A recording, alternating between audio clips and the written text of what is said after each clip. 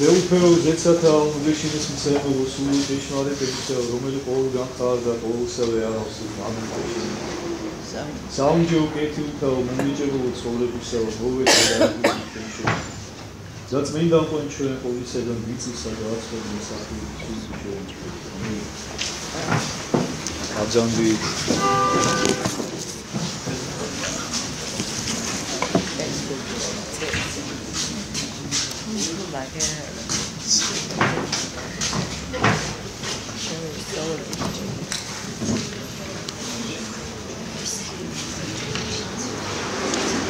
ჩვენ ამასობაში დავასრულეთ უკვე მეათე თავი მათეს სახარებისა ვიოდით მე-11-ზე და რაც რო გადის ალბათ თქვენს წმუნდებით და დამემოწმებით რომ ნელა უფრო და უფრო საინტერესო ხდება უფრო და უფრო მნიშვნელოვანია ყოველი ეპიზოდი ყოველი ნიუანსი რასაც ჩვენ გითხულობთ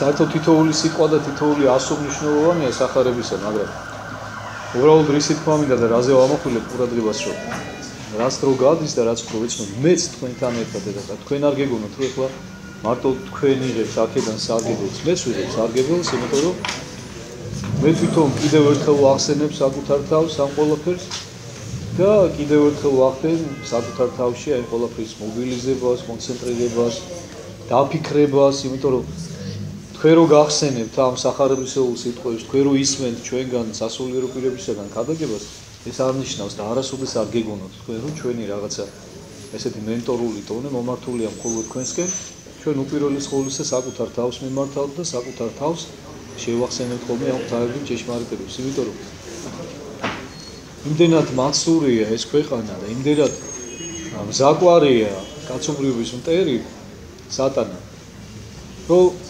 ძალიან ბევრი სასწაული და ძალიან ბევრი ხლართი აქვს გამზადებული ადამიანებისათვის და ძალიან ადვილია რომ წამოეგოს ამ ყველაფერს მოუმზადებელი და გაუფრთხილებელი ადამიანი. ამიტომ ძალიან მნიშვნელოვანია ცოდნა სახარებისა, ძალიან მნიშვნელოვანია რომ ადამიანი მუდმივად შეახსენებდეს საკუთარ თავს, მუდმივად ყოველდღიურად. ეხლა მე ვიცი რომ ეხლა კურთხევა გააქვს უმრავლესობა თქვენთაგანს რომ ყოველდღიურად ერთი თავი მაინც იკითხოთ, მაგრამ ისიც კარგად ვიცი რომ ამას როგორც წესი უმრავლესობა ვერ ახერხებს, ანუ ერთეულები არიან ადამიანებიდან, პირადად ჩემს ვრელშიც მეც ვიცი ეხლა ეს და ეხლა სხვა მოძღვრების დამამოწმებიან, ვინც ახერხებს რომ ყოველდღიურად იკითხოს ერთი თავის სახარება, უფრო მეცაც გეტყვით, მე თვითონაც არ ვკითხულობ ყოველდღიურად. და ამიტომ ჩემთვისაც და თქვენთვისაც მე ვფიქრობ რომ ძალიან მნიშვნელოვანია რომ ხა ყოველდღიურად შეიძლება ცოტა რთული იყოს, მაგრამ აი კვირაში ერთხელ რომ აი ყველაფერს ჩავუჯდეთ ჩვენ და გულისყურით განვიხილოთ და შევისისხლოთ უფლის სიტყვა, რომელიც ჩვენთვის მაცხოვნებელია და უაღრესად არსებითად მნიშვნელოვანია, იქნება ძალიან კარგი.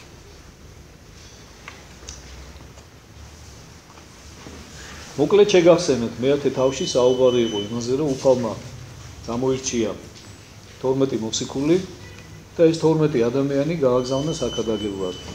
მისამად დარიგებები, სწავლებები როგორ უნდა მოქცეულიყვნენ, რა უნდა გაეკეთებინათ მისამად უნარი და ნიჭი სასაუქმოქმედებისა, კურნებისა, ღვთისმსიტყვის გადგებისა, მკვდართა აღდგინებისაც და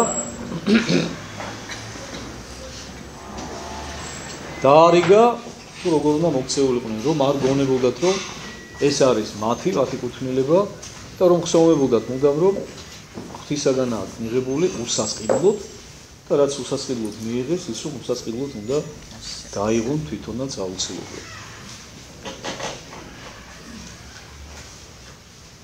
შემდეგი და ყველაზე მთავარი დარიგება წინა თავში და ყველაზე მთავარი გზავნილი ღვთისაგან ამ ადამიანებისათვის რა იყო კიდევ რომ რატომ აგზავნის ჩვენ ვისაუბრეთ ამასთან დაკავშირებით დაწვრილებით წინა სამშაბათს რომ გასეუბნება მათ რომ თუნდაც იგივე გასამჯელოზე როდესაც არიგებს ეუბნება რომ ნუ გაყიდით იმას რაც თქვენ უსასყიდლოდ მიიღებთ მე ეუბნება იმასაც რომ ღირსია მუშაკი თავის სასყიდლის ანუ ნუ წაიდებთ ორს ნუ რაფერს ოქროს ვერც ნუ გაიყოლებთო სიმდიდრეს ნუ გაიყოლებთ ან უნდა გახსოვდეთო რომ მუშაკი თავის სასყიდველს მიიღებს და მე ადარებს ჩიტებს. რომ ჩიტებზე ბევრად უფრო ძვირფასნი ხარ თქვენ ღვთის წინაშეო და ის ჩიტიც კი რომელიც საში დაფრინავსო ღვთის განგების და ღვთის ნების გარეშეო არ ჩამოვარდებო. ანუ იმას თავისი სიცოცხლის ხანგრძლივობა აქვს მიცემული ღვთისაგან. მე ამასთან დაკავშირებით მისაუბრია კიდევ ერთხელ მინდა გითხრათ უბრალოდ რომ ადამიანებისადმი ღვთის განგებულება და სხვა დანარჩენი სამყაროსადმი, დანარჩენი შემოქმედებისადმი განსხვავდება ერთმანეთისგან. ანუ ადამიანების გარდა ყველა სხვა სამყარო, მთელი სამყარო აბსოლუტურად ხილული და უხილავი ემორჩილება უფალს. ღვთის ბრძანებას აღასრულებს. ადამიანები არიან ის კნილებები, რომელსაც მიცემული აქვს ღვთისაგან თავისუფალი ნება, რომ როგორც სურს, ისე გადაწყვიტოს თავისი ცხოვრება. იმის გათვალისწინებით, რომ იცის უფალმა, რომ ადამიანი ხშირად თავისი უგუნურებით, თავის სასარგებლო გადაწყვეტილებას არ ღებულობს და პირიქით საზიანოდ ღებულობს თავისა ამ გადაწყვეტილებას, ამიტომ აი აქ ერთვება უკვე ღმერთის საოცარი განგებულება. ანუ აქ უკვე ღმერთი ისე ზრუნავს და ისე აწყობს ადამიანის ცხოვრებას. ჩვენ ამას განსაცდელებს ვეძახით, ხო? რომ აგრძნობინოს საკუთარი უძლურება. აი მე მithქვას ხოლმე თქვენთვის რომ ღმერთი არასოდეს იმაზე მძიმე თვირთს არ ადებს ადამიანს, რომ თვირთმა გაჭყლიტოს და მოკლას და გასრიცოს. მაგრამ აი განსაცდელის არსი რაში მდგომარეობს, უყურეთ, იმ თვირთს ცოტა ამძიმებს. იმდენად ამძიმებს, რომ ადამიანმა იგრძნოს, რომ თვითონ უკვე აღარ შეუძლია წამოდგომა. არის რისება, მაგრამ წამოდგომაც უჭირს. ანუ აგრძნობინოს, რომ საკუთარი ძალებით, რაზეც მანამდე ფიქრობდა, რომ აი თვითონ არის მაგარი, თვითონ შეუძლია ყველაფერს გაუმკლავდეს, ნებისმიერ განსაცდელს, ნებისმიერ პრობლემას, ლამის ღმერთი როგორია ხოლმე ადამიანს თავი, ხო? ეს მით უფრო მძაფრია, რაც უფრო მეტი ხელისუფლების სადავეები უჭირავს ხელში და რაც უფრო მეტი ძალაუფლება აქვს, რაც უფრო მეტი ფული აქვს, ხო? ანუ აი ესეთ ადამიანებს ღმერთი თავისი სიყვარულის გამო უვლენს აი ესეთ განსაცდელებს და ზოგადად ყველას, იმიტომ რომ ყველას ჩვენი წილი აპარტაუნება და ჩვენი წილი დაავადებები გვჭირს სულიერი, ხო? რომ გამოგვაფხიზლოს ამ ეგოიზმისაგან, გამოგვიყვანოს აი ჩვენი ნაჭუჭიდან რა, რომელიც შემოკრული გვაქვს, არავის არ უშვებ ჩიგნით და გგონია რომ ღმერთი არ გვჭირდება და გვაგრძნობინოს, რომ აი ამ ტვირთს ახლა შენ ვერ აწევ ჩემს გარეშე, ჩემი დახმარების გარეშე და ნუ გექნება ამის იმედი, რომ ჩემს გარეშე შეძლებ შენ ამას. და ამოგვათქმევინოს პირიდან, რომ ღმერთო შემეწია, ღმერთო მიშველი, დამეხმარე, უფალო შემიწყალე. აი როგორც კი ეს სიტყვები ამოვა შენი პირიდან გულით მაშინ უწყდება განსაცდელი, იმიტომ რომ განსაცდელის არსიც ამაში მდგომარეობს, რომ გაგრძნობინოს საკუთარი უძლურება და მიგამართინოს უფლისათვის. როგორც კი ამას გააკეთებ, იქ მთავრდება განსაცდელი, ანუ ღმერთის მიზანი მიღწეული, ანუ აი ამას ქვია უკვე ღმერთის განგებულება. ხო და უფალი როდესაც აგზავნის მოციქულებს საკადაგებლად, ასწავლის ღმერთზე მინდობას და ეუბნება, რომ ჩემი განგების გარეშე ერთი ღერით მაც კი არ ჩამოვარდება თქვენი თავიდან. ხოლო გეტყვით თქვენ რამე თუ თმანიცა თავისა თქვენისანი განრაცხილ არიან, განრაცხილ, ანუ იგულისხმება აღრიცხული, ანუ თითოეული თქვენი თმა დათვლილი მაქვს. და ეს მართლაც ასეა, მინდა იცოდეთ, ერთადერთი არსება, ვინც იცის ყოველ ადამიანს რამდენი ღერი თმა აქვს თავზე, რამდენი ვარსკვლავია ცაში და რამდენი ქვიშის მარცვალია ზღვებში და ოკეანეებში, ერთადერთი არის უფალი. მეტი არავინ ეს არ იცის. აქედანაც უნდა განსაზღვროთ ხოლმე, აი ამაზე ხშირად დავფიქრდეთ ხოლმე და მივხვდებით ჩვენს უსუსურობას რა. რა საწყლები ვართ ჩვენ და რა წარმოგვიდგენია ხოლმე თავი. ღმერთ შევადაროთ თავი რა. ის შემოქმედია, მან ყველაფერი იცის, მისი შექმნილები ვართ თავიდან ბოლომდე. ჩვენ არაფერი არ შეგვიძლია. არ ეუბნება უფალი, გვეუბნება თითოეულ ჩვენთანაც, რომ ერთი ღერით მის გაშავება ან გასპეტაკება, ანუ გაჭაღარავებაც კი არ შეგიძლიათო რა.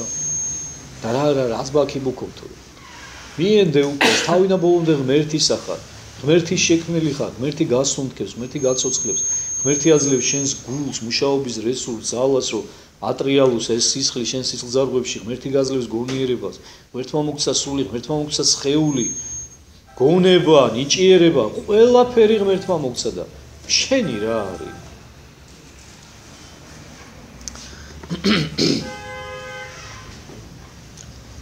და ასწავლის მინდობას. მოდი გავაგზავნოთ ახლა მე-11 თავი.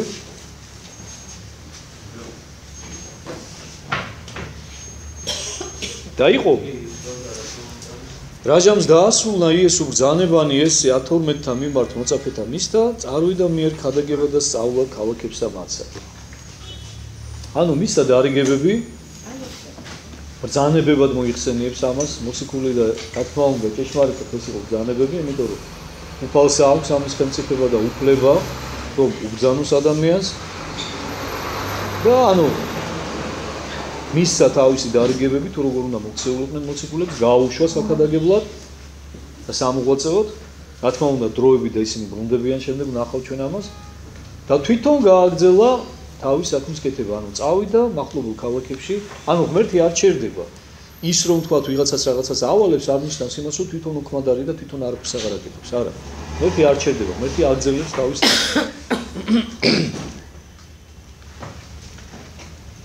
ეხლა იწყება ძალიან საინტერესო მომენტი. ხო, იოანეს ლაპარაკი არის იოანე ნათლისმცემელზე, ხო? რომელზეც ჩვენ აქამდე ჯერ არ გვსმენია, ხო? ანუ ჩვენ არ დავით, ჩვენ მათეს სახარებას აქ გამიხილავთ, ხო? მათეს სახარებაში იოანეზე არ არის ნათქვამი, იოანეზე სხვა სახარებებშია ნათქვამი და ამიტომ ჩვენ ეხლა მივედით პირველად ასე ვთქვათ იოანე ნათლისმცემელთან, ხო?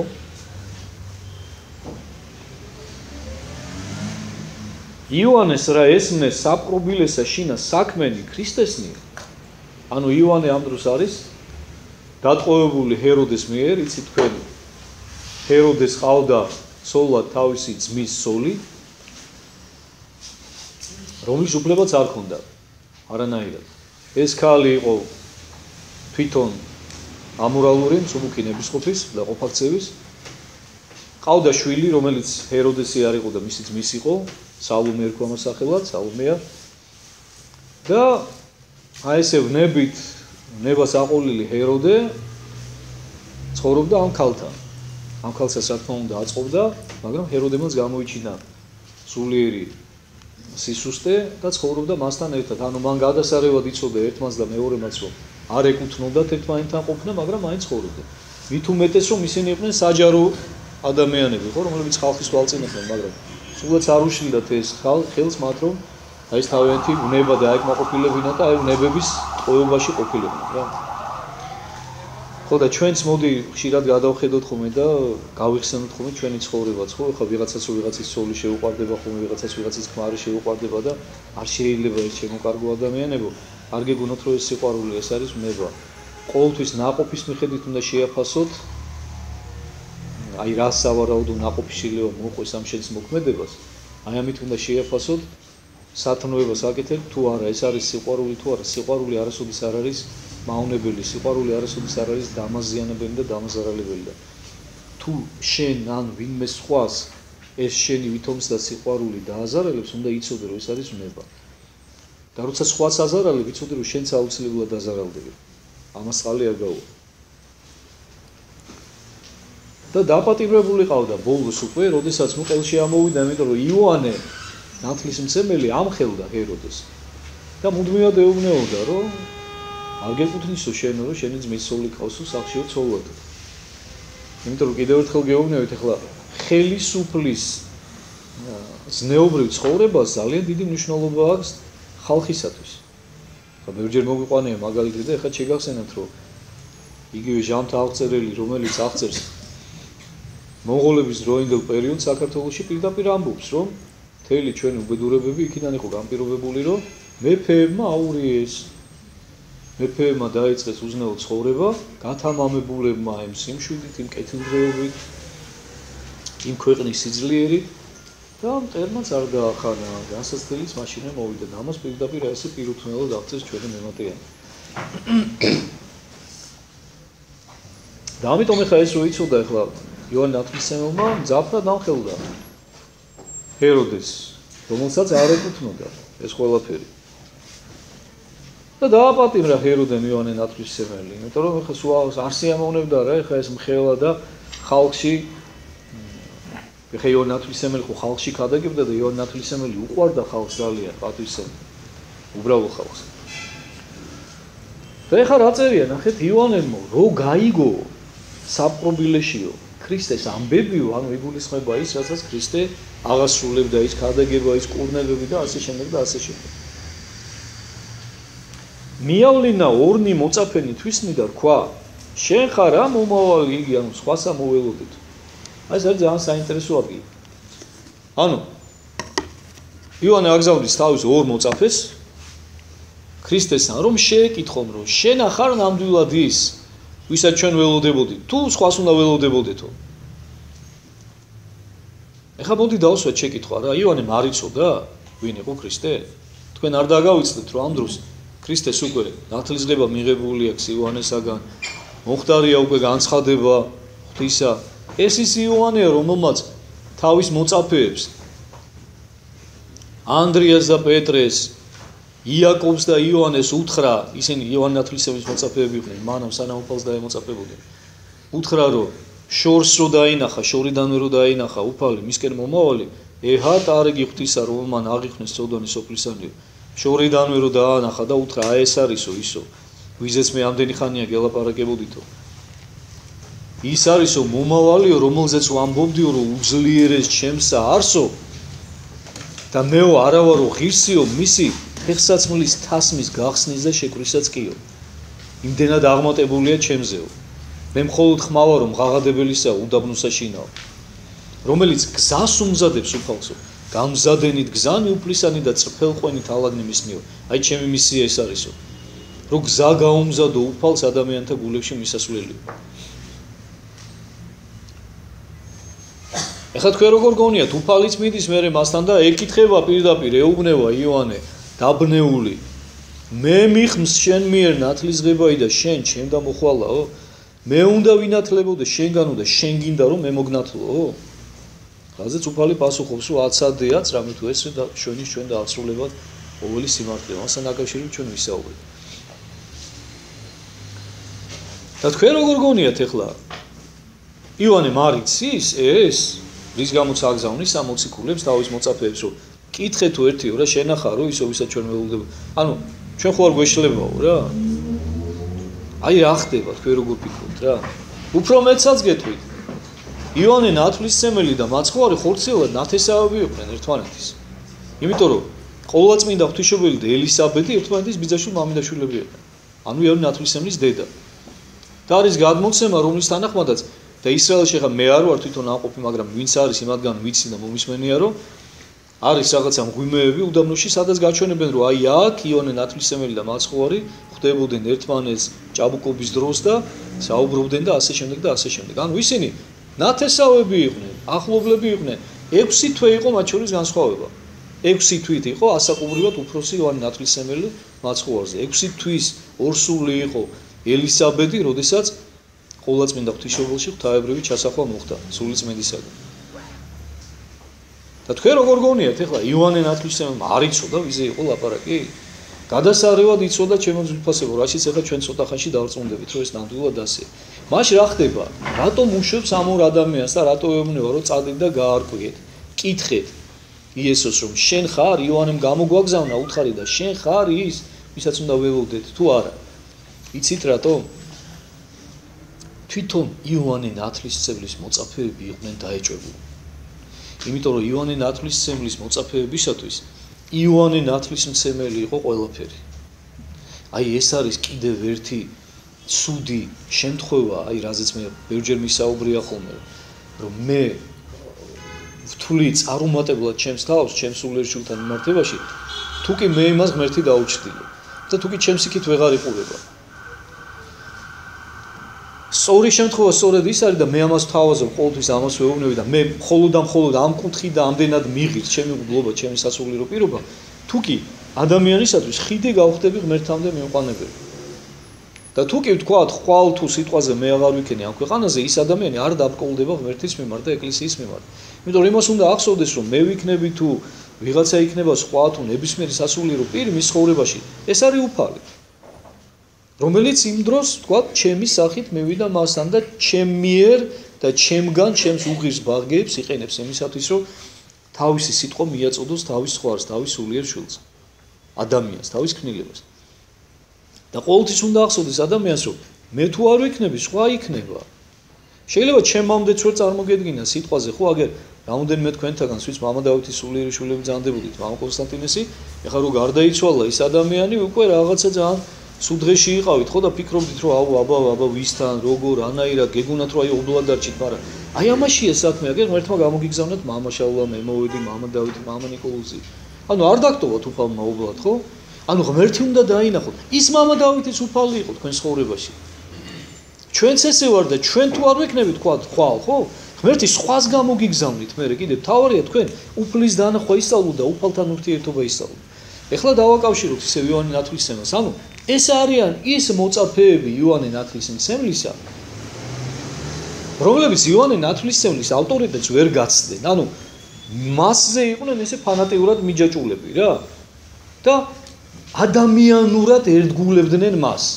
და თვლიდნენ რომ აი ესე უნდა ერთგულად რა, ბოლომდე. მისთვის. რაც არ უნდა ყოფილიყო და ვინც არ უნდა ყოფილიყო. იოანეს კიდე ეს არ უნდა.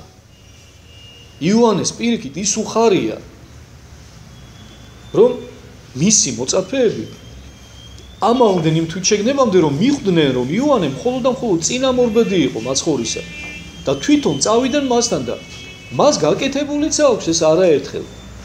აგერ ანდრიას, პეტრეს, იოანე მოციქულს და იაკობს მის ძმას ეუბნება პირდაპირ მას გაყევითო. და ისინი მიდიან, იმიტომ რომ ისინი სწორად იყვნენ ორიენტირებული. განამათ ნაკლებად უყვარდათ იოანე ნათლისმცემელი. როგორც თავიანთი მოწვეული, არა, მაგრამ ჭეშმარიტება უფრო მეტად უყვარდათ და იოანე სწორედ ამითი იყო ბედნიერი, როდესაც დაინახა, რომ მისი მოწაფეები უფალთან წავიდნენ. მას ეს უნდოდა სწორედ ეს უხაროდა, ეს სურდა და სულაც არ უხაროდა ესე ფანატიურად რომ ერთგულებდნენ მას და იესოში რომ ხსნელს და მაცხოვარს ვერ ხედავდნენ. და ამიტომაც აგზავნის. და ეუბნება, წადითო და კითხეთო ერთი, ანუ ეხლა უყურეთ იოანე როგორ ტაქტიკურად მოქმედებს თავს იმდაბლებს რა. ანუ ვითომ მას ეპარება ეჭვი ამ ყველაფერში. ხვდებით? ანუ სინამდვილეში მას იოტისოდენა ეჭვი არ აქვს ამ ყველაფერთან დაკავშირებით, როგორც მოგახსენეთ, იოანე მისე როგორც არავინ კარგად უწყოდა ვინ იყო იესო. მან ჯერ კიდევ შეგახსენებთ ერთ საინტერესო ფაქტს, ყველაზე მნიშვნელოვანს, რომელიც ყველაზე მეტად ადასტურებს აი მას, რაც თქვენ გეუბნებით, რომ ჯერ კიდევ დეთის მუცელში 6 თვის ბავშვმა იწინასწარმეტყველა და იგრძნო, რომ მასთან უფალი მოვიდა. სულ რამოდენიმე დღის ჩასახული. ყოვლადწმინდა ღვთისმშობელში. გახსოვთ რომ ეუბნება ელისაბედი, რომ რა დავიმსახურეო მეო ესეთიო, რომ ჩემი უფლის დედა მოვიდა ჩემთანო. ვინა ჩემდა ესე რაითა მოვიდეს დედა უფლისა ჩემსა ჩემდა. და ესეც მოიკითხავს და ეუბნება კურთხეულ ხარ შენ დედათა შორის და კურთხეულ არს ნაყოფი მუცლისა შენისაო. ანუ ყოვლადწმინდა ღვთისმშობელი უკვე მიდგომილია იმ დროს. და სწორედ აი ამის დასტურის მისაღებად კიდევ ერთხელ მიდის ელისაბედთან თავის ნათესავთან და გაბრიელი აგზავნის. გაბრიელი თავარანგელოზი წადიო და ეუბნება რომ აი ისიც მიდგომილიაო სიბერესა შინა თვისაო ძესაო და მიდიო და იქ დასტურს მიიღებ და შენ უფრო მეტად გაძლიერდებიო და ეუბნება პირდაპირ ელისაბედი რომ კრთებოდა ყრმაი ესე სიხარულით მუცელსა ჩემსაო, როდესაც იყო ხმაი მოკითხვისა შენისაო ყურთაუმარ ჩემთან. ანუ შენი ხმა რო გავიგონეო, ანუ რო შევიდა დაუძახა ეთყობა ხო ყოვლადწმინდა ღვთისმშობელმა რომ ელისაბედს ადახარ თქვა ხო, შენი ხმა რო გავიგეო, სიხარულით კრთოდაო ეს ყრმაო ჩემს მუცელში. 6 თვის ჯერ კიდევ დაუბადებელმა ბავშვმა იგრძნო და იწინასწარმეტყველა, რომ უფალი მოვიდა მასთან და თქვენ როგორ გონიათ, რომ ეხლა ეჭვებში იყო იოანე ნათლისმცემელი და ვერ ხვდებოდა რომ მით უმეტეს რომ უფალს არაფერი არ გაუკეთებია ესეთი რომ იოანე დაეჭვებულიყო პირიქით. უფლის თითოეული დღე, მისი თითოეული საქციელი, მისი თითოეული კურნება, გადაგება, სასწაული კიდევ და კიდევ უფრო მეტად ცხადყოფდა მის ღვთაებრიობას და იოანე ნათლისმცემელმა ჯერ კიდევ დედის მუცელში იცოდა. და ჯერ კიდევ იმ დროს იცოდა ეს ყველაფერი და ეჭვი არ შეპარვია ერთი წუთით და ერთი წამითაც კი, როდესაც უფალს ჯერ არანაირი სასწაული არ ქონდა მოხდენილი. და თქვენ როგორ გონიათ, ეხლა შეეჭვდა, როდესაც უფალმა უკვე ამდენი სასწაული მოახდინა, უკვე განაცხადა თავისი ღვთაებრიობა. არა ჩემო ძვირფასებო, პირიქით, კიდევ ერთხელ გეუბნებით, ეს ხდება მხოლოდ იმის გამო, რომ აი ის ნაწილი მოწაფეებისა, ამ შემთხვევაში ორზეა ლაპარაკი, მაგრამ ჩვენ უნდა ვივარაუდოთ, რომ ამ ორთან ერთად იქნებოდნენ კიდე სხვები, როგორც ჩანს ეს ორი ისეთი შედარებით ისეთი ავტორიტეტულები იყვნენ მის მოწაფეებში, რომლებსაც უკვე მერე სხვებიც დაუჯერებდნენ რა. და ამიტომ ამ ორ მათგანს აგზავნის და ეუბნება, თავდაპირველად ეუბნება, თითქოს მას ეპარება, ეჭირო. ვიდითო რა ერთი კითხეთო რა, რომ ეგ არისო თუ არ არისო რა. და ესენიც მიდიან თამამად. რომ შეეკითხონ რა. ალბათ გულში უხარიათ კიდევაც რა, რომ რაღაცა აი იოანე რაღაც სკეპტიკურად რო არის, ხა იოანესი ჯერათ და ის ვინ არის ერთი მოდი წავიდეთ გავარკვიოთო რა და ამ ჩემ მოძღვარსაც პასუხი მოუტანოთ.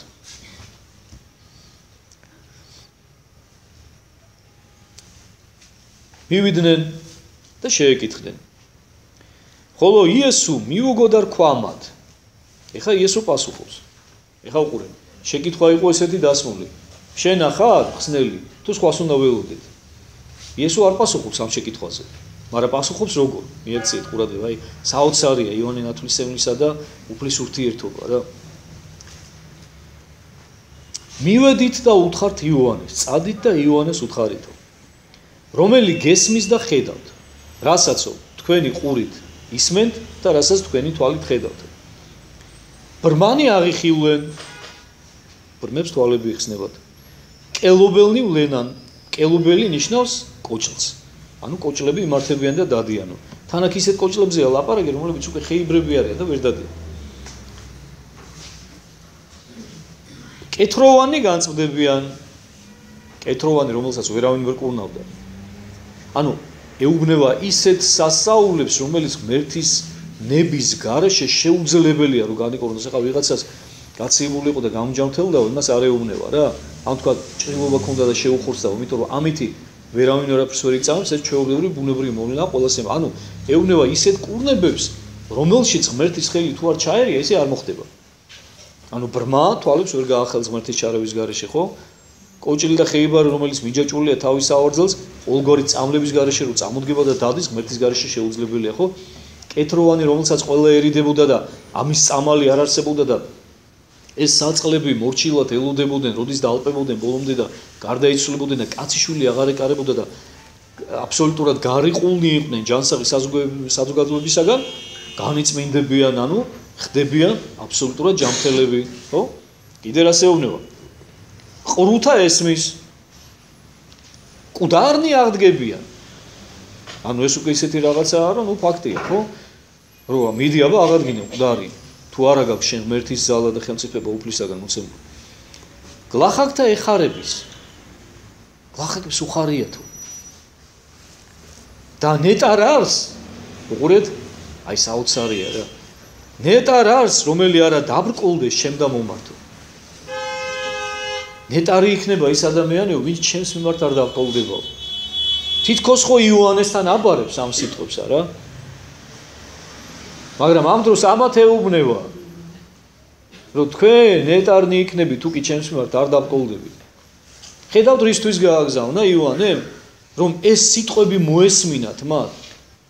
და დარწმუნება, ანუ ისინი იმდენად აჟიტირებულნი იყვნენ იოანე ნათლისმცემლი და არ უნდათ რომ იმის იქით გაეხედათ, რომ არც იცოდნენ იესო ვინ იყო, რას აკეთებდა, რას ასაულებს იქმოდა. და იოანემ აი ესე ტექნიკურად მას მიაწოდა ინფორმაცია იესოს შესახებ. გესმის რომ ვინ არის იესო? ეხლა მათ იოანე ნათლისმცემლის ქადაგება და მისი მოღვაწეობაც იცოდნენ და იოანე ნათლისმცემელს მსგავსი არაფერი გაუკეთებია. ის მხოლოდ ქადაგებდა და ნათლავდა წყლით. თორე სასწაულებს არ ახდენდა იოანე ნათლისმცემელი.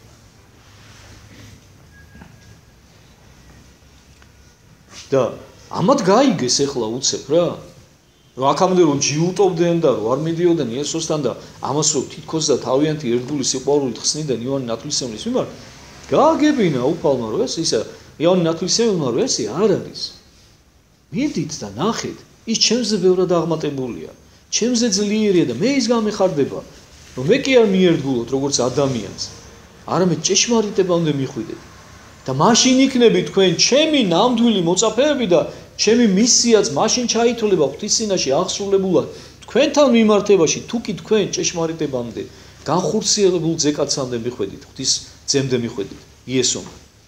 და ეს ხდება და ჩვენ სავარაუდოდ უნდა ვივარაუდოთ, რომ ეს აღარ არის ნათქვამი აქ, მაგრამ ჩვენ ალბათ მივხვდებით, რომ ეს მისია მიღწეული იქნებოდა ამ ადამიანებში, ისინი თავიანთ თვალით დარწმუნდებოდნენ ამ ყველაფერში და გახდებოდნენ იესოს მიმდევარი. და ვითარცა ესენი წარვიდეს, ახლა ესეც მნიშვნელოვანი მომენტია. ელოდება უფალი რომ ჯერ ესენი წავიდნენ. ანუ იმათ თავიანთ ბრძოლებში ტოვებს და თავიანთ გადაწყვეტილებაში რა, ანუ იმათ ეხლა უკვე უნდა დაწყება, ანუ მათზე იყო ეხლა უკვე დამოკიდებული რომ რა განაჩენს გამოიტანენ, ასე ვთქვათ რა, როგორ გადაწყვეტენ. ივანემ გააგზავნა, იესოსაგან პასუხი მიიღეს, დააბარა იესომ ისევ ივანესთან, ხო? ესე სიმბოლურად თითქოს. 10 წლის უფალი რომ ჯერ წავიდნენ და შემდეგ იწყებს იოანეს ქებას. იმათი თანდასწრებით არაკებს იოანეს.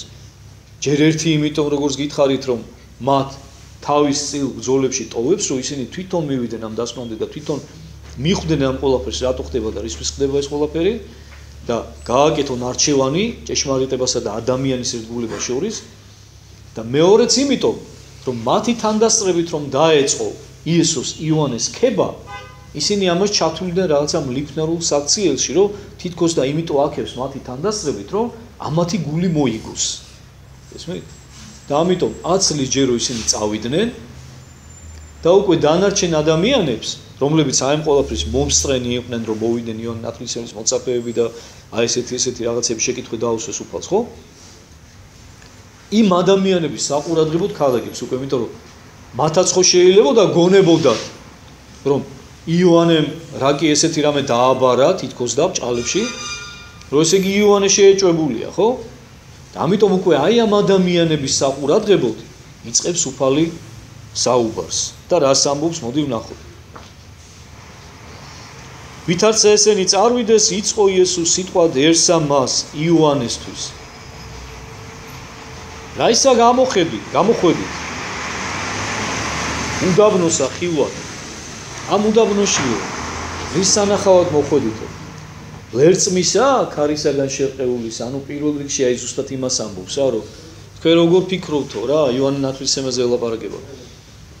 ეს თქვენ ლერწამი გონიათო, რომელიც ქარისაგან ირყევა და თვითონ არის სიმტკიცე არ გააჩნია და არ იცის მე ვინა ვარო და თავის თავში შეეჭვებულიაო? არამედ რა ისა გამოხვედით ხილვად? თუ ისანახავად მოხვედითო, კაცისა ჩვილითა სამოსლითა მოსილისაო. ანუ თუ ესეთი ლამაზად და რბილი და ხავერდოვანი და ატლასის ტანსაცმლით შემოსილი ადამიანის სახილავად მოხვედითო, სანახავად მოხვედითო. აჰა ესე რა, რომელნი ჩვილითა სამოსლითა შემოსილ არიან, სახლთა შინა სამეუფოთა არიან. ესეთი ადამიანებიო სამეუფო სახლებში არიანო, სამეფოებში. არამედ რა ისა გამოხვედით ხილვად? წინასწარმეტყველისა? გეტყვით თქვენ და უმეტეს წინასწარმეტყველისაო. ნახეთ ხალხო, რას ამბობს უფალი. აი სწორედ იმ იოანე ნათლისმცემელზე ამბობს, რომელზეც ამ წუთში ეგონათ იმ ხალხს, ზოგიერთს, რომ დაეჭვებულია უფლის ღვთაებრიობაში, აი ამ ჭეშმარიტებაში, რომ წინასწარმეტყველი გონიათო თქვენო და მე გეტყვით თქვენო, რომ წინასწარმეტყველზე აღმატებულიაო. რა წინასწარმეტყველი ყველაზე უმაღლეს საზომად ითვლებოდა იმ დროინდელ საზოგადოებაში. ანუ წინასწარმეტყველები იყვნენ ის ხალხი, ძველ აღთქმაში და ჩვენ ვიცით, რომ ხა ძველი და ახალი აღთქმის მიჯნაზე ვიყოფებით, ხო, იმ დროს, როდესაც უფალია მოსული, მათთვის ყველაზე აღმატებული ადამიანები იყვნენ წინასწარმეტყველები, რომლებიც სწამდა ერს, რომ სული წმინდის მადლით, უფლის პირით საუბრობდნენ და ლაპარაკობდნენ.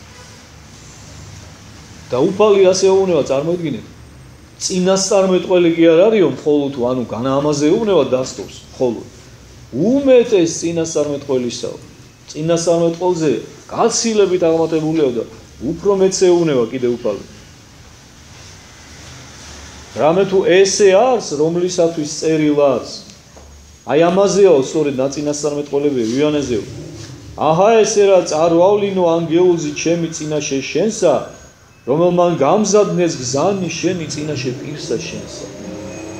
წინასწარმეტყველებას შეახსენებს, რომელშიც აი ესეთი სიტყვებია ნათქვამი, რომ აი აჰა მე მივავლენ ანგელოზს, რომელიც შენთვის გზას მოამზადებს ადამიანთა გულებში მისაღებათო და სწორედ მასეაო ნაწინასწარმეტყველები.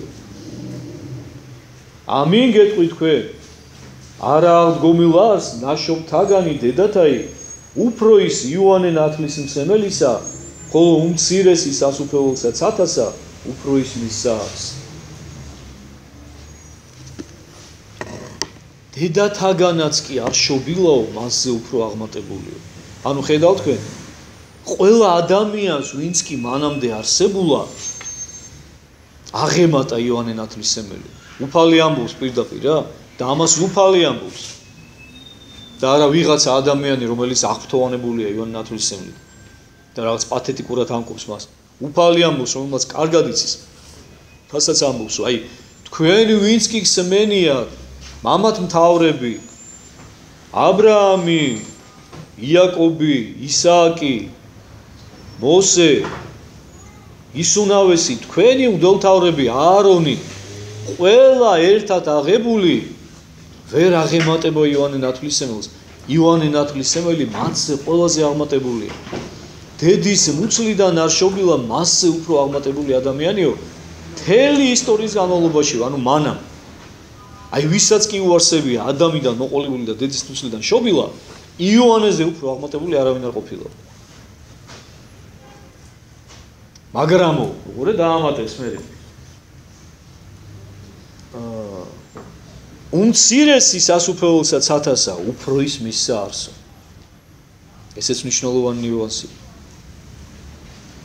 ეს აქ დედამიწაზეო იმიტომ რომ ჯერ იოანე ჯერ კიდევ დედამიწაზეა მაგრამ იქო სადაც გამართლებულნი არიანო ღვთის წინაშეო ზეცათა სასუფეველშიო უმცირესიც კი აღმატებულია იოანე ნათლისმცემელზე მოდი ესეც თქვათ რატო იმიტომ რომ იოანე ნათლისმცემელს ჯერ თავისი სარბიელი დედამიწაზე არ დაუსრულებია და შეუძლებელია ადამიანმა მიიღოს ღვთისაგან გვირგვინი მანამ სანამ მისი მიწიერი ცხოვრება არ დამთავრდება აი მხოლოდ და მხოლოდ მაშინ როდესაც დასრულდება ბოლომდე ადამიანის ცხოვრება როდესაც წერტილი დაესმევა მის სიცოცხლეზე აი მხოლოდ და მხოლოდ ამის შემდეგ ჯამდება უკვე მისი ცხოვრება ღვთის წინაშე და ამიტომაც რა კი ჯერ იოანეს თავის სარბიელი არ დაუსრულებია და არ შეერთებია ზეციურ ეკლესიას უმცირესიც კი ზეცათა სასუფეველში ანუ ადამიანი რომელმაც თუნდაც სულ უმცირესი მაგრამ რომელმაც შეძლო უკვე და ისე იცხოვრა რომ სასუფეველი დაიმკვიდრა მასზე აღმატებულია ჯერჯერობით სანამ მას დაუსრულებია ამ ქვეყანაზე თავისი მოღვაწეობა და ამაზეც მithქვამს მე თქვენთვის და კიდევ ერთხელ მინდა ვისარგებლო შემთხვევით და შეგახსენოთ როდესაც ამას მე მთელი პასუხისგებლობით გეუბნები როდესაც უფალი ბრძანებს აი ამ სიტყვებს იოანე ნათლისმცემელზე არამც და არამც გონებაში ერთი წუთითაც და ერთი წამითაც არ დაუშვათ ჩემო ძვირფასო და კეთილო ადამიანებო რომ ეს ეხება ყოვლადწმინდა ღვთისმშობელსაც ყოვლადწმინდა ღვთისმშობელი არის ერთადერთი ადამიანი რომელიც აღმატებული არის იოანე ნათლისმცემელზეც კი მიუხედავად იმისა რომ არის ქალი უბრალოდ მე მithქვამს ეს თქვენთვის კიდევ ერთხელ მინდა შეგახსენოთ რომ უფალი ამას ვერ იტყოდა უფალს რომ ეს ეთქვა მისი მხრიდან ძალიან ცუდად გაიჟღერებდა რომ გამოდიოდა რომ თავის დედას აქებს და ადიდებს რა და ამას ვერავინ ვერ მიიღებდა უფალი თავის ღვთაებრიობაზე რო ელაპარაკება მიუხედავად იმისა რომ უკვე მრავალი სასწაული აქვს მოხდენილი ამ თავისი ღვთაებრიობის დამადასტურებელი მაშინაც კი ვერ იღებენ მაშინაც კი განკითხვაში არიან მაშინაც კი ეშმაკეულობას აბრალებენ ეხლა თქვენ წარმოიდგინეთ რომ თავისი დედის განდიდება რო დაეწყო რომ აი დედა ჩემზე უკეთესიო არა ადამიანი არ დავადებულო დედის დედამიწის რუგზეო რას იზამდნენ თქვენ ხო წარმოგიდგენიათ რა მასაც და ყოვლადწმინდა ღვთისმშობელსაც ალბათ მაშინვე რაღაცა უყომანოდ ქვები ჩაგულავდნენ რა რომ ეს ვინ არის ვინ წარმოუდგენია ამ საკუთარი თავი რომ თავის დედაზე რო ესეთ რამეს ამბობს თავის თავზე რა წარმოდგენისა იქნებაო ხო წარმოგიდგენია რა იტყოდნენ რა მაგრამ ამას იტყოდნენ ისინი და ამიტომაც უფალი მათ არ ეუბნება ამას იმიტომ რომ ყოვლად უტაქტო ყოვლად გაუგებარი იქნებოდა უფალს რომ ეთქვა ეს თავის ყოვლადწმინდა დედის შესახებ მაგრამ კიდევ ერთხელ გეუბნებით ქრისტიანებო მოწმუნეებო ჩვენ იმისთვის გვაქვს მოცემული გონიერება სიბრძნე უფლისაგან განსჯის უნარი რომ ჩვენ თვითონ დავფიქრდეთ და მივხვდეთ ამ ყველაფერს განა ვინ შეიძლება იყოს აღმატებული ყოვლადწმინდა ღვთისმშობელზე ადამიანზე რომელმაც თავისი წიაღით უფალი იტვირთა. წარმოუდგენელია ხალხო. ყოვლადწმინდა ღვთისმშობელთან დაკავშირებით ბევრჯერ გვისაუბრია ჩვენ. ეხლა აზრად მიყვანების დღესასწაული გახდათ და ვინც ბრძანდებოდით წირვაზე ვისაუბრე მე ვიქადაგე ამასთან დაკავშირებით რომ როგორ შეიძლება წარმოუდგენელია ადამიანებო. წარმოუდგენელია ის იმდენად აღმატებული იყო. იმდენად დიდი იყო რომ უფალმა არც კი ინება რომ მის სხეულს გასახსნელი ენახა აქ დედამიწაზე. დაღადგინა და უხსნელი სხეულით აღიტაცა ისიც ზეცა. ესეთი ეკლესიის სწავლება რო იცოდნენ. რომ უფალთან ერთად ჩვენ ვიცით ხო რომ უფალი მაცხოვარი თავისი სხეულით, ანუ იმ გახსნადი სხეულით, რომელიც მას მანამდე ქონდა, რომ აღესრულა, აღდგა შემდეგ უკვე უხსნელი სხეულით, ხო? და დღემდე სწორედ იმ უხსნელი სხეულით სრულყოფილი ბუნებით ადამიანურით, ანუ არა მხოლოდ სულით, არამედ სხეულითაც. გიეს ზეცათა შინა, ხო? აი ესევე არის ყოვლადწმინდა ღვთისმშობელი. არინება უფალმა მისმა ღვთაებრივმა ძემ, რომ ტაძარი ღვთის განხორციელებისა, წიაღი ღვთის განხორციელებისა, ყოვლადწმინდა ღვთისმშობელი გახსნილიყო მიწაში, მისი სხეული, ჭიებში ეჭამა. და ისიც უხსნელებაში აღადგინა და აღიტაცა ზეცად. ეხლა თქვენ წარმოედგინეთ, როგორ შეიძლება მასზე აღმატებული ვინმე არსებობს. მაგრამ ჭეშმარიტად ყოვლადწმინდა ღვთისმშობლის შემდეგ ადამიანთა შორის იოანე ნათლისმცემელზე უფრო აღმატებული არავინ არ არის.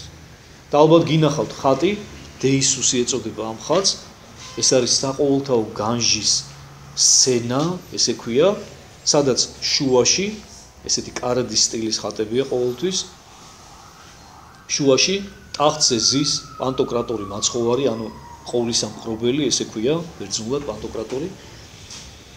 ანუ მოსული უკვე თავისი დიდებით, ძლევამოსილებით, განჟად სოფლისა და მარჯვნივ უდგას ყოვლადწმინდა ღვთისმშობელი და მარცხნივ იოანე ნათლისმცემელი. ეს ორი ადამიანთა შორის ყველაზე აღმატებული ფიგურა, ვინც კი დედამიწის ზოგზე არსებულა და ვინც კი იარსებებს კიდე ამის მერე. მათზე აღმატებული არავინ არ იქნება, არასოდეს და ვერასოდეს.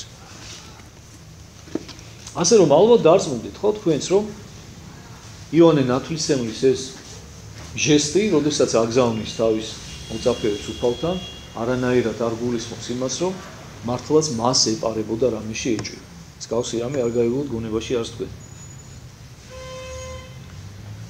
რამე თუ უფრო შორს მიდის უფალი. რამე თუ დღიდან იოანე ნათლისმცემლისა, სწორედ იოანე ნათლისმცემლის შემდეგ, სწორედ იოანე ნათლისმცემლის ქადაგების შემდეგ, ვიდრე აქამდე, ანუ იგულისხმება, ანუ არა მხოლოდ ის მომენტი, როდესაც უფალი საუბრობს, დღემდეც და ვიდრე ქრისტეს მეორედ მოსვლამდე. სასუფეველი ცათაი იიძულების და რომელნი აიძულებდნენ, მათ მიიტაცონ იგი. კიდევ ერთი საინტერესო სიტყვები, ხო? უცნაურ ამას ამბობს უფალი.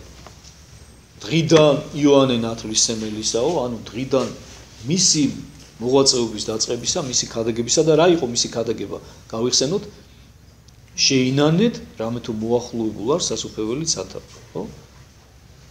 სინანულისკენ მოუწოდა ყველას, სიმდაბლისკენ და სინანულისკენ. რაზეც ჩვენ არაერთხელ გვისაუბრია, გვიქადაგია და გვიქონს, რომ ეს არის ქვაკუთხედი ქრისტიანის სულისა, ქრისტიანის ცხოვრებისა და მისი გადარჩენისა. სიმდაბლე და მასზე აღმოცენებული სინანული. დღიდან იოანე ნათლისმცემლისაო, სასუფეველი ცათაი იიძულებისო და რომელთა აიძულონ, მათ მიიტაცონ იგივე. რა იძულებაზე ლაპარაკობს უფალი? საკუთარი თავის იძულებაზე ჩემო კეთილო ადამიანებო. იმიტომ რომ უფალმა კარგად იცის და რა თქმა უნდა მან იცის, რომ თითოეული ჩვენთაგანისათვის, ჩვენ ამაზე ბევრჯერ გვისაუბრია, ბევრჯერ გსმენია თქვენ ქადაგებებში, რომ სასუფეველისაგენ მიმავალი გზა საკუთარი თავის იძულებაზე გადის, მხოლოდ და მხოლოდ. თუ ჩვენ ჩვენი თავი არ ვაიძულეთ, თუ ჩვენ არ შევიყვარეთ საკუთარი თავის იძულება, შრომა, ღვაწლი, თავგანწირვა, თავდადება ღვთისათვის, ისე სასუფეველს ვერ დავიმკვიდრებთ. რას ნიშნავს კიდევ რო ვთქვათ იძულება? მოძულებას ყოველგვარი ბოროტებისა, ყოველგვარი ცოდვისა, ყველაფრის იმისა, რაც ჩვენ ხელს გვიშლის უფალთან მიახლებაში. მაგრამ უბედურება რა არის, იცი და ძნელი რა არის და რატომ სუფალი რო ეს იძულების, იმიტომ რომ აი ეს ყველაფერი ტკბილია ხორციელად რა. ცოდვას თავისი სიტკბოვება ახლავს. ცოდვას თავისი სიტკბო ახლავს და ეს სიტკბო ადამიანისათვის ძალიან რთულად დასათმობია. აი როდესაც გრიგოლ ხანძთელზე ვსაუბრობდით, მაშინ თქვი მე გადაგებაში რა, რომ ნათქვამი იყო ესეთი სიტყვები გრიგოლ ხანძთელზე. რომ და იმის ცხოვრებაში ერთ-ერთი მამა ამბობს, გიორგი მერჩული ამბობს უბრალოდ ავტორი აღწერებისა, როდესაც ერთ-ერთ ეპიზოდზე ლაპარაკობს, რომ დატევება ის სახმართაიო, სისხლთა დათხევასა ემსგავსებისო. ანუ შენ რომ შენს რაღაცა ხორციელ რაღაცას შეელიო, იმდენად ძნელიაო, რომ სისხლის დაღურის ტოლფასიაო ადამიანისთვის. იმდენად უყვარს, იმდენად შეთვისებული აქვს მას ის რაღაც, თუნდაც ნივთიერი.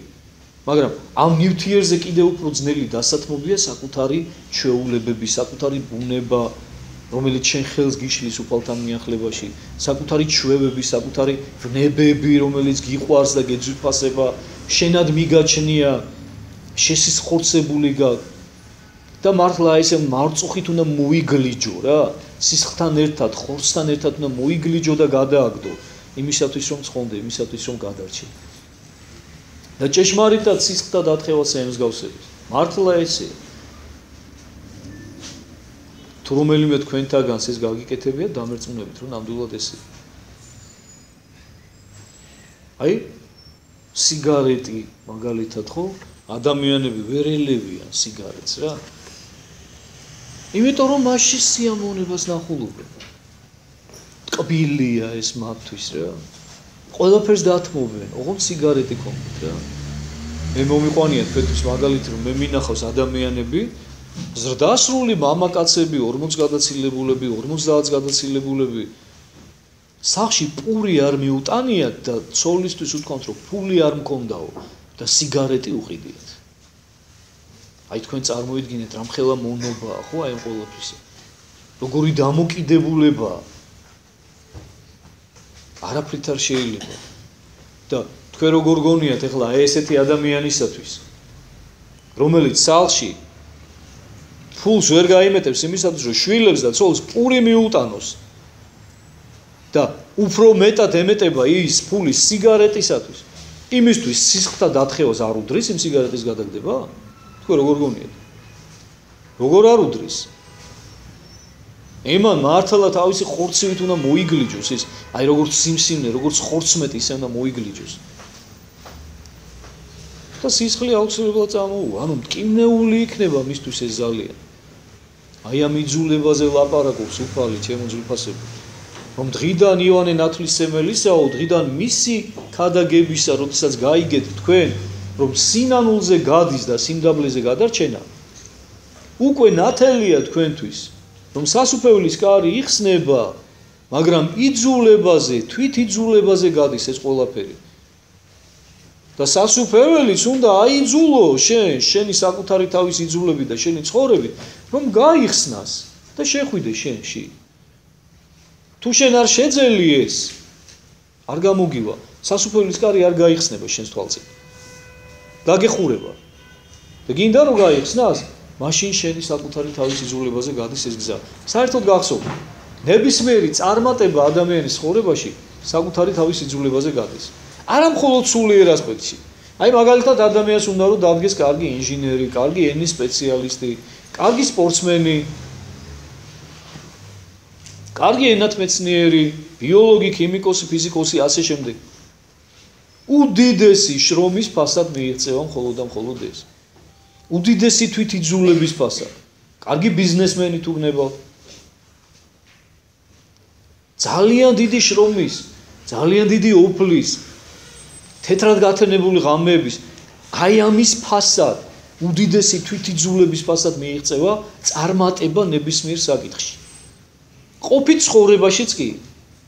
და თქვენ როგორ გონიათ ეხლა თუ კი ყოფით ცხოვრებაში, რომელიც ჩვეულებრივი რამ არის, რომელიც წესით ეშმაკსულაც არ უნდა ადარდებდეს. ჩვენ როგორ ვიქნებით, წარმატებულები ვიქნებით თუ წარმატებლები ვიქნებით. აქაც კი თუ ესე ძალიან გვიშლის ხელს, ბოროტი ძალა. თქვენ როგორ გონიათ, უფლისაკენ სავალგზაზე არ გადაგეღუება წინ? და განა ყველა ძალღონეს არის ხმარს რომ დაგამყოლოს ამ გზაზე და ხელი აგაღებინოს ამ გზისგან? რა თქმა უნდა, ყველაფერს გააკეთებს. მაგრამ ჩვენ ამისი არ უნდა შეგვეშინდეს, იმიტომ რომ უფალი გვეუბნება რომ ნუ გეშინია თუ ჩემო ძვირფასებო, მე მიძლევია სოფელსაო. მე დავამარცხევ ეს სოფელი და თუ კი ჩემი მიმდევრები იქნებით, თქვენც აუცილებლად დაამარცხებთ. ჩემი შემწეობით, ჩემი ძალით და ჩემი მადლით.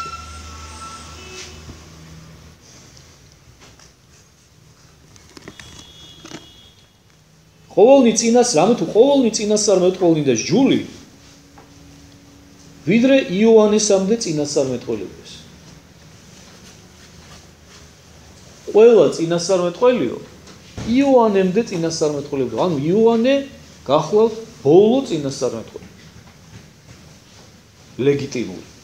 ანუ ბოლო წინასწარმეტყველი, რომელიც უშუალოდ უფლის წინასწარმეტყველი იყო და უფლისაგან იყო გამოგზავნილი ამ ქვეყანაზე, ეს გახლავთ იოანე. ანუ წინასწარმეტყველები წინასწარმეტყველებდნენ რას? უფლის ამ ქვეყანაზე განხორციელებას და შობას. ხო, ანუ წინასწარმეტყველთა მისია ბრძოლა ათმაში. გახლავთ სწორედ და მხოლოდ და მხოლოდ ეს. მეტი არაფერი. რომ ეკადაგად წინასწარმეტყველად მომავალი მესიის შესახებ, იესოს შესახებ, რომელიც უნდა შობილიყო. და ბოლო ადამიანი ესეთი, რომელმაც იწინასწარმეტყველა იესოს შესახებ და არა მხოლოდ იწინასწარმეტყველა, არამედ უკვე მისი თანამედროვე იყო და დაამოწმა, რომ აი ეს არის ის, ვიზეც ყველა წინასწარმეტყველი ქადაგებდა და წინასწარმეტყველებდა, ხო? ეს გახლავთ იოანე. ამიტომაც ბრძანებს უფალი, რომ ყოველნი წინასწარმეტყველნი ვიდრე იოანესამდე წინასწარმეტყველებდნენ. და მთელი ჯულიცო. ანუ ჯული, ძველი ათქმის ჯული და წინასწარმეტყველებები თავიდან ბოლომდე ერთ მიზანს ისახავდნენ მიზნად, რომ ადამიანებისათვის მიეწოდებინათ ინფორმაცია ხსნელის მოვლენების შესახებ ამ ქვეყანას. რომ არ განელებულიყო აი ეს მოლოდინი ხალხში, რომ სოდნოდათ, რომ მოვა ის, ვინ შეგვპირდა თქვენ უფალი და გიხსნით თქვენ სოდობისაგან. მაგრამ მიუხედავად იმისა, წარმოიდგინეთ თქვენ, რომ უფალს ესეთი წინასწარმეტყველება ჰქონდა და მრავალი წინასწარმეტყველის პირი დაამოწმა მერე აი ეს თავისი აღთქმა ადამიანების მიმართ და ხშირად ახსენებდა, ადამიანებმა მაინც მოახერხეს და სწორედ ვინ? რჩეულმა ერმა, ისრაელმა, რომ დამახინჯდა მათში აი ეს წარმოდგენა ხსნელის შესახებ და ცოდვებისაგან გამოხსნელს კი აღარ ელოდნენ, არამედ მათი ფიზიკური მონობისაგან გამოხსნელს ელოდნენ.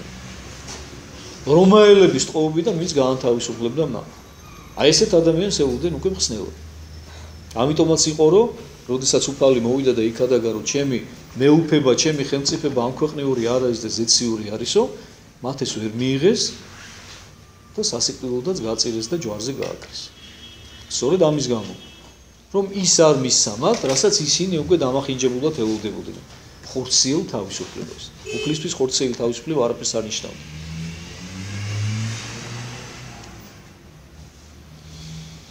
და უკვე თუ გნებავს შეწყნარების, იგი არის ელია, რომელი მოვალს. რომელს ასხენ ყურნის მენად ისმინეთ. აი ეს საოცარი სიტყვებია, რომელთაც უფალი ამთავრებს ხოლმე. ხშირად თავის საუბარს და თავის გადაგებას, რომელს ასხენ ყურნის მენად ისმინეთ. ვისაც ყური გაგაჩნიათ იმისათვის, რომ გაიგოთ, ანუ ვისაც სულიერი გულის ყური გაგაჩნიათ, მოისმინეთ და გაიგოთ.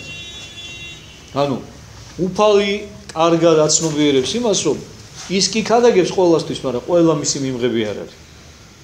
და მიიღებენ მხოლოდ და მხოლოდ ისინი, რომელსაც გულის ყური აქვს გახსნილი. ეს აღნიშნულოვანია და რას ამბობს უყურეთ? უკვე თუ გნებავს შეწყნარებისო, იგი არის ელია, რომელი მოვალს. ანუ იონი ნათლისმცემელზე ხო ისაუბრა ეს ამდენი, ხო? და თუ კი თქვენ გინდათო ჭეშმარიტება რომ ბოლომდე იცოდეთო, აი ეს არის სწორედ ის ელიაო, წინასწარმეტყველიო, რომელიც უნდა მოსულიყო. ანუ, ეხლა გითხრათ, მოგაწოდოთ ინფორმაცია, თქვენ რო არ დაიბნეთ. ძველ თქმაში იყო ნაწინასწარმეტყველები, რომ ელია, ერთ-ერთი დიდი წინასწარმეტყველი, რომელიც თქვენ არ ვიცი, შეიძლება ნაწილმა იცით, მაგრამ ვინც არ იცით, მათ გეტყვით, რომ ეს არის ადამიანი მართალ ენუქთან ერთად, რომელსაც ხურცილი სიკვდილი არ განუცდია და ცოცხლად იქნა ატაცებული ცეცხლის ეტლის მიერ ზეცად. და იყო წინასწარმეტყველება, რომ ელია უნდა დაბრუნებულიყო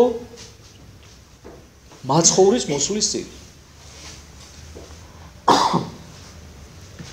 და ხალხში იყო მოლოდინი, რომ ჯერ ელია უნდა მოსულიყო და მერე იესო. და რო არ დაბნეულიყვნენ ეს ადამიანები, უფალმახო იცის, რომ არის მათში კატეგორია და დიდი ნაწილია ესეთი ძალიან, რომლებსაც იმიტომ გაუჭირდებათ იესოს მიღება, რომ მანამდე ელია არ მოსულა, იმიტომ რომ ემთმა იციან, რომ ეს თუ ნამდვილად იესოა, მაშინ წინ ხო ელია უნდა მოსულიყო, არა? და ეუბნება ამიტომ, რომ ის ელია, რომელზეც ნაწინასწარმეტყველები იყო, თუ თქვენ გაინტერესებთ, სწორედ ეს არის. აქაც შევჩერდები ცოტა ხნით რა. ესე ძალიან მნიშვნელოვანია და ემდო. აი ამ ადგილს სამწუხაროდ დღევანდელი რეინკარნაციის მომხრე ადამიანები, რეინკარნაცია ალბათ იცით რაც ნიშნავს, ხო? ანუ ეს არის რაღაცა მოძღვრება, რომლის მიხედვითაც ადამიანი რამდენჯერმე მოდის ამ ქვეყანაზე, ხო? და რამდენჯერმე ცოცხლობს. ეხლა ამაზე აღარ გავავრცელებ საუბარს, იმიტომ რომ ეს საკმაოდ გრძელი თემაა და მნიშვნელოვანი.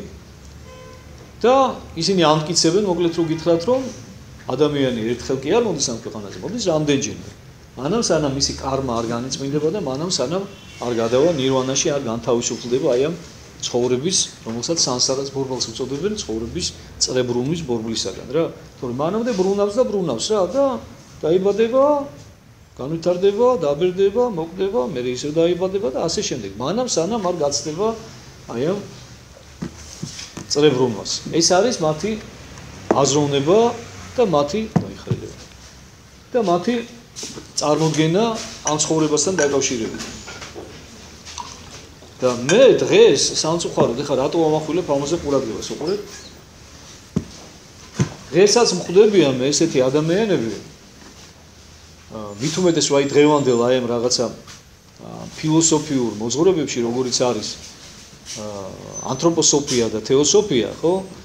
შეიძლება ბევრმა არ იცოდეთ და კარგია რო არ იცით, მინდა გითხრათ, ვინც არ იცით, იმიტომ რომ ძალიან ცუდი რამ არის და ძალიან ისეთი საწამლავია ადამიანის გონებისათვის. ანუ ეს არის გათვლილი უფრო ისეთი მოაზროვნე ადამიანებისათვის და მაღალი ინტელექტის მქონე ადამიანებისათვის, რომლებსაც აზროვნება შეუძლიათ, იმიტომ რომ ახლა რამოდენიმე დღისინაც მომიწია ამ თემაზე საუბარი, იქაც აღვნიშნე მე, რომ ადამიანი, რომელსაც არ აქვს მაღალი ინტელექტი, ანუ თუ არ შეუძლია ისე აზროვნება, ანუ შეურაცხყოფას არავის არ ვაყენებ, მე ძალიან მიყვარს ჩვეულებრივი უბრალო ადამიანები. უბრალოდ არიან ადამიანები, რომლებსაც შეუძლიათ რაღაცა ისე აღარ დონეზე აზროვნება და არიან ადამიანები, რომლებიც ნუ ესე უბრალოდ აზროვნებენ რა, მაგრამ სულიერი ღირებულებები და სულიერი თვისებები შეიძლება ეს უბრალო ადამიანი ბევრად აღემატებოდეს იმას, იმ ინტელექტუალს. და ეს საწამლავი, ანუ ეს ანთროპოსოფია, თეოსოფია, გათვლილი არის მაღალი ინტელექტის მქონე ადამიანებზე. იმიტომ რომ დაბალი ინტელექტის მქონე ადამიანი ვერც კი გაიგებს იქ რა წერია რა. აი პირველივე წინადადებაში ისე გაიხლართება და ისე გაიყვანზება, რომ ვერ გახსნის იქნა კაცშვილი რა. ვერ გაიგებს საერთოდ რაზეა ლაპარაკი. მაგრამ აი ვინც აზროვნებს, ხო? და ვინცა ესეთი რა ძლიერი გონების პატრონია, ასე ვთქვათ, ხო? ის გაიყვანზება იქ და იქიდან, მოკლედ აი ისე შეითრევს ის აზროვნება და ეს მიმდინარეობა, რომ იქიდან გამოსვლა არის ურთულესი. იქიდან გახსნილი ადამიანი 1-2 მინახავს სულ, მეტი არა რა. მე ყოველ შემთხვევაში და ნუ ეხლა რა შეიძლება არიან კიდე და ალბათ იმედია არიან. იმხელა საწამლავი და იმხელა სასტურია ეს. ეხლა რატო ვამბობ ამას? ეს არის სწორედ მიმდინარეობა, რომელიც ამტკიცებს, რომელიც რას აკეთებს, უყურეთ? შეაზავა ერთმანეთს ქრისტიანული და აი ეს ბუდისტური, ინდუისტური წარმოდგენები სამყაროს შესახებ. და აი თქვენ ანუ მოახერხა თითქოს და შეზავება ყოველად შეურიგებელისა. აი ცეცხლი და წყალი რო შეაზავო ერთმანეთს, დაახლოებით ეგეთი რაღაცა გააკეთა. ყოველად შეუთავსებლები შეათავსა თითქოს და ერთი შეხედვით ერთმანეთს.